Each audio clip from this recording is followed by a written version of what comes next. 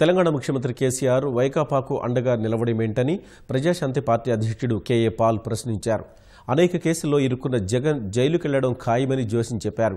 Narsapuram parliament స్థానం సహా జనసేన అధినేత పవన్ కళ్యాణ్ పోటీ చేస్తున్న భీమవరం నుంచి ఎమ్మెల్యేగా బరిలో దిగనున్నట్లు పాల్ తెలిపారు. తమకు అధికారం ఇస్తే ఆంధ్రను అమెరికాలో తయారు చేస్తామని చెప్పారు.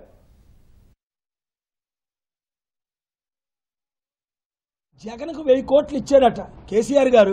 మీరు 1000 కోట్లు ఇస్తే 1000 నష్టపోయారు. మీ జగన్ ఇక్కడ ముఖ్యమంత్రి కాడు, మీ ఇద్దరు డ్రామాలు చెల్లవు. మీ వెహికల్ జగన్కు పంపిస్తారా? 12 ఈడీ కేసులో ఇడుక్కొని 1,00,000 కోట్లు దోచుకొని మరలా 5 సంవత్సరాలు బీజేపీకి సపోర్ట్ చేసి ఇప్పుడు జైలుకి వెళ్తానని రాహుల్ గాంధీ పాటలు పాడుతూ మళ్ళా నిన్న విజయసాయి రెడ్డి జగన్కు మాటలు రావు కదా, ఢిల్లీ వెళ్ళి అపాయింట్మెంట్ తీసుకుంటున్నాడు. ఫ్యాను హెలికాప్టర్ ఒకలాగే ఉందట.